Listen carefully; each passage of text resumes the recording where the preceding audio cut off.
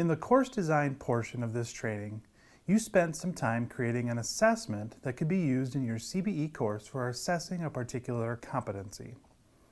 Developing assessments that appropriately align to course competencies and that provide the necessary evidence to determine proficiency is a critical component of a competency-based approach. However, the development process is only a piece of the assessment puzzle.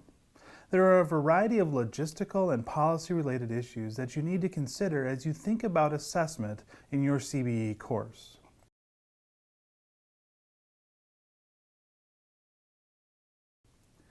One thing that you need to think about as you develop performance-based assessments is the nature of the rubrics that you will use.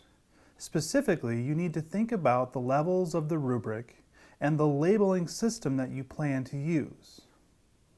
How many levels will your rubric have? How fine-grained do your distinctions need to be? How will you describe the various levels of proficiency or lack thereof? The decisions that you make about how to structure your rubrics will have an impact when it comes time to provide feedback, determine proficiency levels, and assign final grades.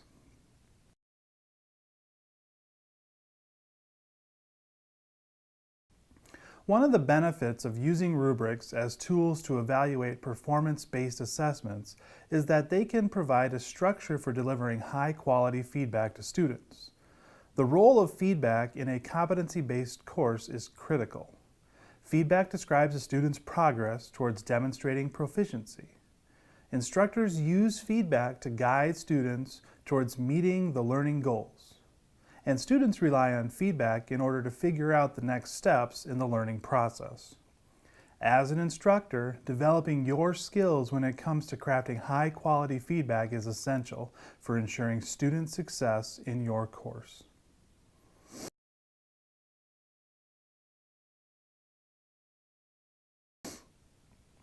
When we talk about competency-based education, the word proficient is routinely used to describe the quality of work that is required to demonstrate competency. One of the questions that you need to address in your course is what level of performance is considered to be proficient. Depending on the nature of the targeted competency and the type of assessment that is used, proficiency can be defined in many ways. On objective assessments, for example, 80% correct is often considered to be proficient. On performance-based assessments, students' work often needs to sufficiently meet all rubric criteria in order to be considered proficient. What levels of proficiency are appropriate for your course? Making and justifying decisions about proficiency are important so that students clearly know the expectations they have to meet.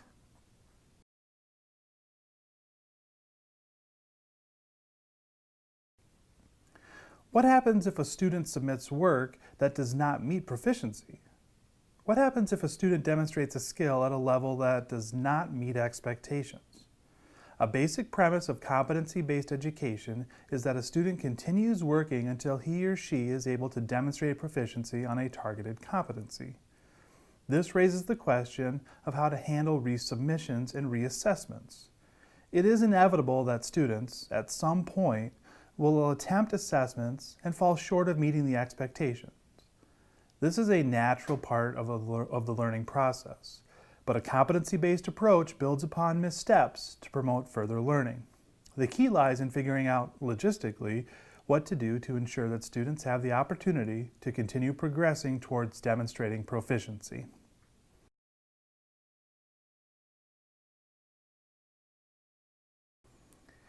As we mentioned before, a pure competency-based approach to teaching and learning flips the traditional model. Learning is held constant, and students continue working until they demonstrate proficiency. In this situation, letter grades are not really needed. One of the challenges that we face, though, is that we are generally required to integrate a CBE approach within a traditional system. One of those logistical challenges is the requirement to assign a letter grade at the end of the course.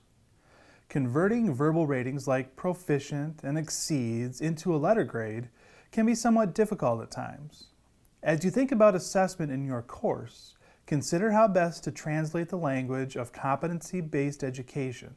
words like proficiency and competency into the language of letter grades.